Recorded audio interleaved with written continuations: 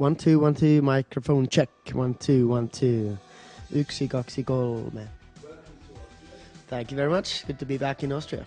I think we've been to Austria like 3-4 times already. Mostly doing the gigs, live gigs, but this time it's just a couple of interviews, and I'm heading to Albania from here, and then to Italy, and then to Spain, and kind of a little tour going on here. I remember Vienna from every time we played here live, and all the buildings in the city, and like really beautiful, very old architecture. And I think the biggest difference on the new album is the way of creating the whole album, because this time around we made everything kind of backwards. We started with the story. We first wrote or created a story called Black Roses. All the song titles were like chapters in the story, and we had hundreds of pages of text before we had any melodies, any music. And once we had that, like inspiration for Living in a World Without You is the evilness of the world. Actually, something tragical happened in the world at the time I was writing the story, and I don't want to be talking about it too much, but it really shocked me personally and stopped me, made me think. I want to keep it so that there's always, when I write a song, there's some true base for it. Somehow it moved me, somehow I was being connected to this thing. It has to be kind of personal, because when I'm singing those songs night after night on stage, I have to have the true base for everything I say. I need to feel it. I think my most personal song is a song called Justify. It's just the realest song on the album for me. There's this one line saying, I should go and find myself before I go and ruin someone else. And that's like so my life. It's like happened a lot.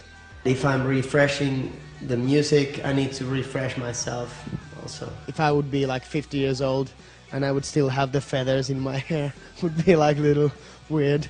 We have played in weird places in the world.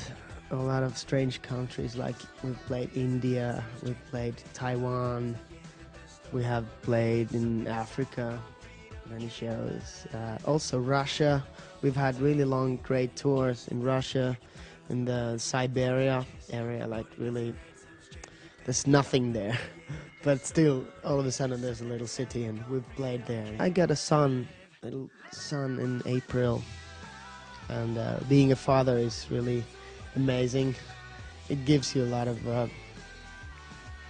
joy, but also it kind of you have to really take good care of the baby. You can't fuck it up, you know. It's really important to stay focused, and I've planned it so that when I'm doing the band, I do the band 100%.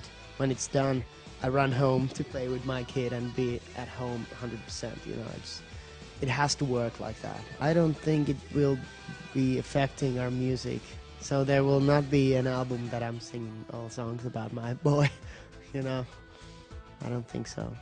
One friend of mine, he was on stage, like next to the guitarist, making pancakes and giving them to the people in the audience. And once this guy threw a knife at me on stage, and actually it was this Leatherman, you know, the multi-tool, and he had opened all the knives, so it was like, it actually hit me in the neck. It was kind of a shocking moment.